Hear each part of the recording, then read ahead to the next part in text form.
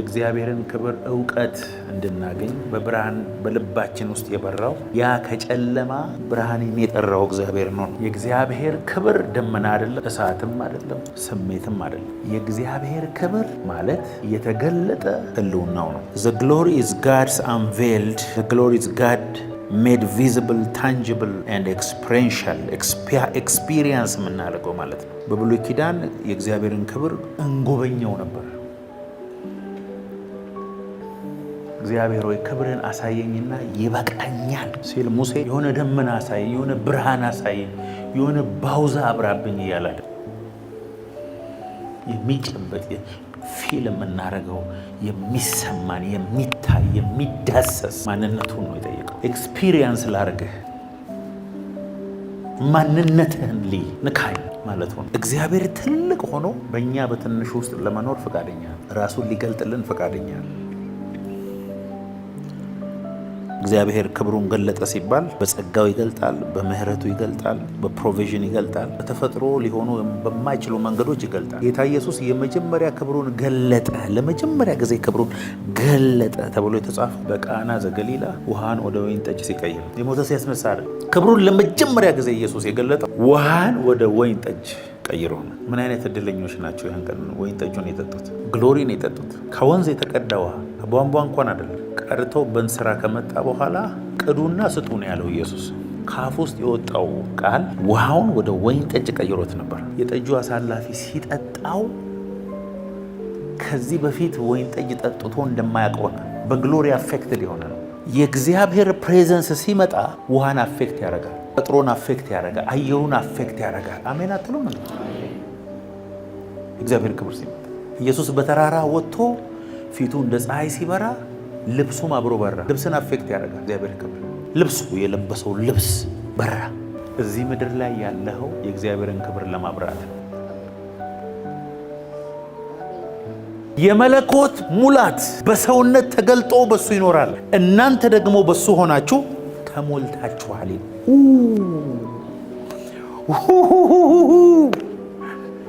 ኢየሱስ በዚህ ምድር ላይ ሲኖር የአባቱን ክብር ነው ማኒፌስት ያደረገው። ተሞልቶ ነው በዚህ ምድር ላይ የተገለጠ። እናንተ ደግሞ አለ በእርሱ ሆናችሁ ምን ሆናችኋል? ተሞልታችኋል። ትሞላላችሁ አይደለም። ኢየሱስ ጌታ እንደሆነ በልብ አምነህ በአፍህ የመሰከርክ ሰከንድ በእግዚአብሔር ክብር ተሞልተሃል።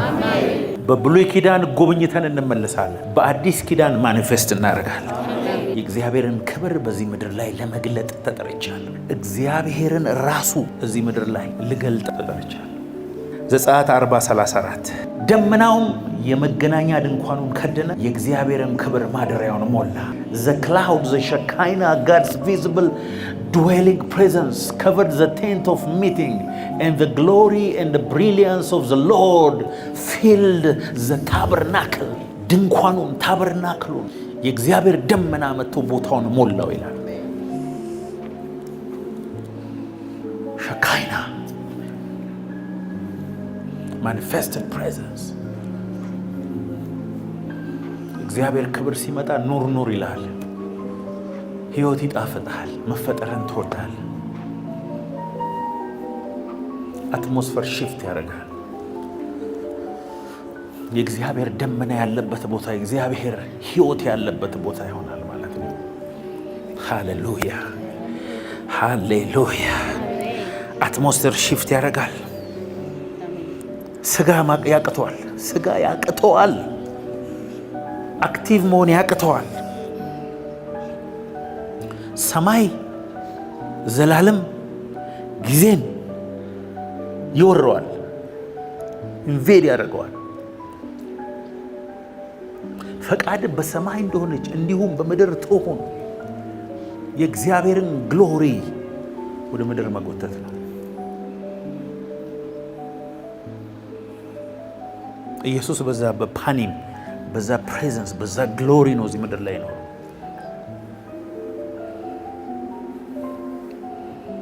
መንፈስ ቅዱስ በእናንተ ላይ በወረደ ጊዜ ኃይልን ትቀበላላችሁ። አኖይንቲንግ ሌላ ነገር ነው። ግሎሪ ሌላ ነገር ነው። እምነት ሌላ ነገር ነው። ቅባት ሌላ ነገር ነው። ክብር ደግሞ ሌላ ሌቭል። ስትቀባ አጋንንት ታስወጣለህ። ክብር ሲኖርብህ ግን እግዚአብሔር ካንተ ጋር ራሱን ይገልጣል። የእግዚአብሔር ህልውና፣ የእግዚአብሔር መገኘት፣ የእግዚአብሔር መዓዛ፣ የእግዚአብሔር ሽታ፣ የእግዚአብሔር ራዲየንስ ግሎሪ አንተ ላይ ይገለጣል። ደመናው የመገናኛውን ድንኳን ከደነ። ሰለሞንም መቅደሱን ሰርቶ በጨረሰ ጊዜ 120 ካህናት ሊዘምሩ በቆሙ ጊዜ ይላል ቆሞ ማገልገል እስከማይችሉ ድረስ መዘመር እስከማይችሉ ድረስ ደመና ቤቱን ሞላው ይላል። ይኸውላችሁ ክብር ሲመጣ ከጌታ ነው ወይስ አይደለም፣ ይሄ ነገር ልክ ነው ወይስ አይደለም የሚል ጥያቄ የለም። ክብር ሲመጣ ሁሉ ሰው ይሰግዳል። ክብር ሲመጣ ከግሎሪ ጋር የሚከራከር የለም። ግሎሪ ኩዌስችን የሚደረግ ነገር አለ። ወደ ሪዝን የሚመጣ ነገር አለ። የሰዎችን ሁሉ አስተሳሰብ ትቶ የሚሄድ ነው። ክብር አይቶ የማይወድቅና ለእግዚአብሔር የማይሰግድ ሰው የለም። ደመናው ሲመጣ የእግዚአብሔር ክብር በሉ ባካቸው። ሮሜ 6:4 እንግዲህ ክርስቶስ በአብ ክብር ከሙታን እንደተነሳ እንዲሁ እኛ ደግሞ በአዲስ ሕይወት እንድንመላለስ ከሞቱ ጋር አንድ እንድንሆን ዘንድ በጥምቀት ከእርሱ ጋር ተቀበርን። We have therefore been buried with him through baptism into death, so that just as Christ was raised from the dead through the glory and power of the Father. ኢየሱስ ከሞት የተነሳው አብ ክብር ነው።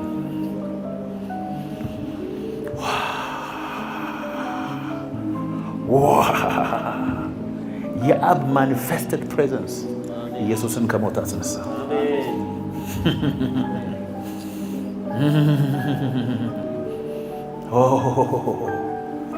እንግዲህ ክርስቶስ በአብ ክብር ከሙታን እንደተነሳ የሞተ ነገር ሁሉ ሕይወትን ያገኛል። የእግዚአብሔር ክብር ሲገለጥ የእግዚአብሔር ክብር እየተገለጠ ሲሄድ በአንተ ሕይወት ውስጥ ያለ የሞተ ነገር ሁሉ ሕይወትን ያገኛል። ኢየሱስን ከሙታን ያስነሳው እግዚአብሔር መንፈስ በእናንተ ውስጥ ቢኖር በእናንተ ውስጥ በሚኖረው በመንፈሱ ለሚሞተው ሰውነታችሁ ደግሞ ሕይወትን ይሰጣል። ክርስቶስ በአብ ክብር ከሙታን ምን አድርጓል? ተነስቷል። የሚያስፈልግህ አንድ ነገር ብቻ ነው። እሱም የእግዚአብሔር ክብር ነው። በኤደን ገነት ያጣነው ለምለም ስፍራ ሳይሆን ክብር ነው። በኃጢአት ያጣነው ክብር ነው። ሁሉ ኃጢአትን ሰርተዋል፣ የእግዚአብሔርም ክብር ጎሏቸዋል። ሾርቴጅ they came short of the glory ነው። የክብር እጥረት ውስጥ ነው የገባነው። ኮንፊውዥኑ፣ ግራ መጋባቱ፣ ሞት ወደ ዓለም ሁሉ የገባው ከእግዚአብሔር ክብር ስለተቆረጠ ነው። ስለዚህ አንድ ዮሐንስ ወንጌል ምዕራፍ 1 ቁጥር 14 ምንድነው? ቃልም ሥጋ ሆነ ጸጋንና እውነትን ተሞልቶ በእኛ አደረ፣ አንድ ልጅም ከአባቱ ዘንድ እንዳለው ክብር የሆነውን ክብሩን አየን። ዮሐንስ እኮ ነው የሚለው የአብ ክብር ኢየሱስን አየን። የመለኮት ሙላት በሰውነት ተገልጦ በሱ ይኖራል፣ እናንተ ደግሞ በእርሱ ሆናችሁ ተሞልታችኋል። ኢየሱስ ጌታ እንደሆነ በልብ አምነህ በአፍ የመሰከርክ ሰከንድ የእግዚአብሔር አብ ክብር ላንተ ተሰጥቷል። ክብሩን የምንገልጥበት አገላለጥ የሁላችንም አንድ አይነት አይደለም። ዕብራውያን 10:19 እንግዲህ ወንድሞች ሆይ በመረቀልን በአዲስና በሕያው መንገድ ወደ ቅድስት በኢየሱስ ደም በመጋረጃው ማለት በሥጋው በኩል እንገባ ድፍረት አለን። Therefore believers, since we have confidence and full freedom to enter the holy place, the place where God dwells, by means of the blood of Jesus Christ. የእግዚአብሔር ክብር ያለበት ቦታ፣ የእግዚአብሔር ህልውና ያለበት ቦታ፣ የእግዚአብሔር ፕሬዘንስ ያለበት ቦታ የመግባት ኢየሱስ በመረቀልን በአዲስና ሕያው መንገድ ወደ ቅድስት ኢየሱስ ደግሞ በመጋረጃው ከላይ እስከታች በተቀደደው መጋረጃው በሥጋው በኩል እንድንገባ ድፍረት አለ። into the holy of holies, into his presence.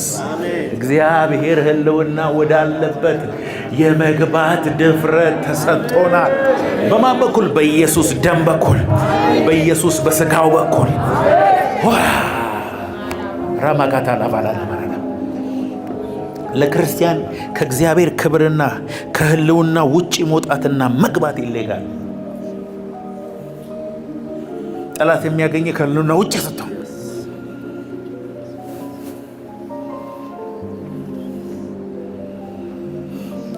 ኢየሱስ የእግዚአብሔር ልጅ ጌታ ነው።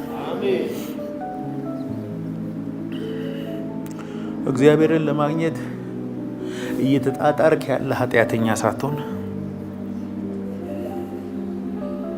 የእግዚአብሔር ክብር ውስጥ እንድትኖር ክብሩ በአንተ ላይ እንዲገለጥ የተጠራ የእግዚአብሔር ልጅ ነው።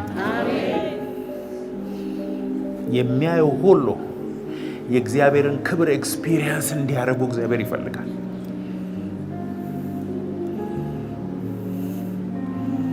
አንተ ያለህበት ሁሉ 24 ሰዓት 24/7 የእግዚአብሔር ደመና እንድትገልጥ ተጠርተሃል። ሁለተኛ ቆሮንቶስ 3:18 እኛም ሁላችን በማጋረጃ በማይከደን ፊት የጌታን ክብር እንደ መስታወት እያብለጨለጭን የጌታን ክብር እንደ መስታወት እያብለጨለጭን መንፈስ ከሚሆን ጌታ እንደሚደረግ ያንን መልክ እስክንመስል ድረስ ከክብር ወደ ክብር ከክብር ወደ ክብር ከክብር ወደ ክብር ከክብር ወደ ክብር ከክብር ወደ ክብር እንለወጣለን። ይሄን ጥቅስ ብዙ ጊዜ ስላልነው እንዳይቀልብን ያንን መልክ እስክንመስል ድረስ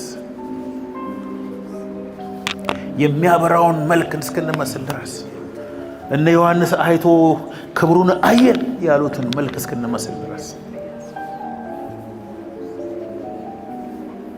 ራሱን እስክንመስል ድረስ ከክብር ወደ ክብር ከክብር ወደ ክብር from glory to glory from glory to glory እንለወጣለን።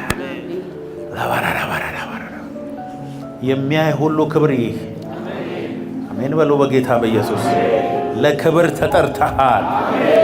ይሄ የክብር ዘመን ነው። የእግዚአብሔርን ህልውና፣ የእግዚአብሔርን መገኘት፣ የእግዚአብሔርን ፕሬዘንስ በሄድንበት ሁሉ የምናበራ ሰዎች አሜን። ሰዎች እንዲወዱ ትፈልጋለህ። አጋንንት ያለባቸው በጣም እንዲጠሉ ትፈልጋለህ። የእግዚአብሔርን ክብር መራብ አለብህ፣ መጠማት አለብህ፣ መፈለግ አለብህ።